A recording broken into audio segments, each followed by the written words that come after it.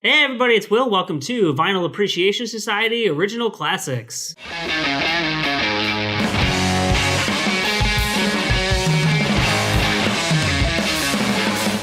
Hey everybody, it's Will. Yet again, we have our friend Chris in the studio. What's up? Howdy. Thanks for coming in. So this is ostensibly Original Classics. We have with us here today, this is actually my son's record. Chris bought this for my son. He is about 9 months old now, and this was his first ever record. It is Lou Reed, Rock and Roll Animal. It was pretty fucking awesome to have as your first record. We think this is an original copy of this album. I did some research, and it was pressed a bunch of times in 1974. And all indications point to this being one of those pressings. It's a nice gatefold here. So why tell us a little bit about this? I mean, I love this album. I had never heard it until you gave it to us.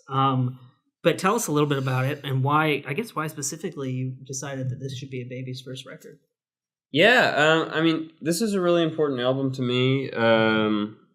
It was sort of my gateway to glam rock, and I had never really listened to Lou Reed. What's really unfortunate is, I mean, as far as radio play, I mean, you're only ever going to hear like "Walk on the Wild Side" or something like that. Sort of, yeah. No Metal Machine music. Yeah, none of that. No Velvet Underground, nothing like that. So, yeah. Except for Sweet Jane, right? Is that the one they always play on the radio? So I seldom hear it, but yeah, I mean, you might hear it on like a college radio station or something like that. But yeah, this album introduced me to David Bowie, to Iggy and the Stooges, to the Velvet Underground. I love the Stooges. This was the gateway drug. And it's cool. It's very similar to the Velvet Underground, I guess, except there's like dueling, lots of shredding, guitars, shredding. I don't know if you've noticed really this. Cool. Yeah, this is a theme on this show. I fucking love shredding. That's how I air shred. I barely move my fingers. I just got Funhouse recently. You know, the second Stooges. Wow. Record. And this reminds me a little. The cover reminds me a little bit of like with the blurry colors and the kind of with like some of this here. Yeah. That album is so good. I was reading the sections about Iggy Pop in Please Kill Me. Have you read that book? No. It's like an oral history of punk. Wow. Just insane. Like stories about the Stooges doing coke with Miles Davis.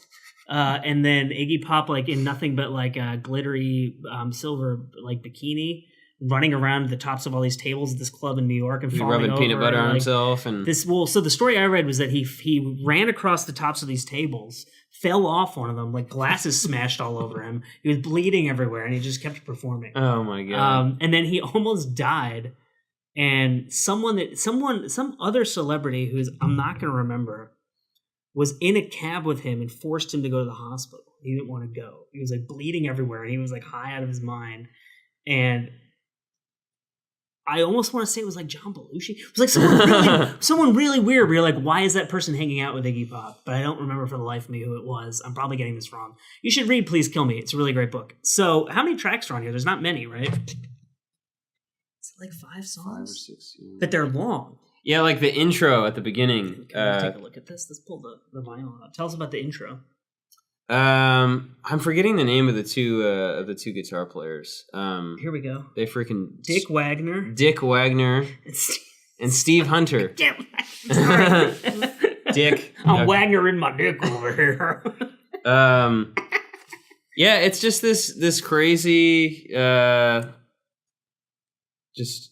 shred fest that eases into Sweet Jane, and then the audience goes wild and the thing that is really interesting to me about the shredding on this album is that there's like it exists in this weird in-between space where it is like very bluesy and like traditionally rock and rolly in some ways, but also has elements of stuff that you would associate more with glam, and then all the stuff that grew out of glam and like Queen and going forward from there. It like exists in this kind of like nebulous area between those two.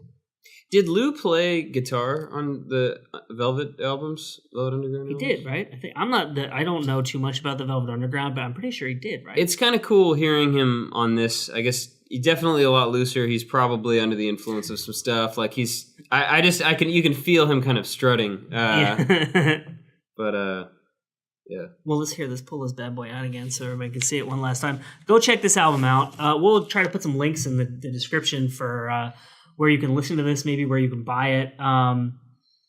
It is Lou Reed, Rock and Roll Animal.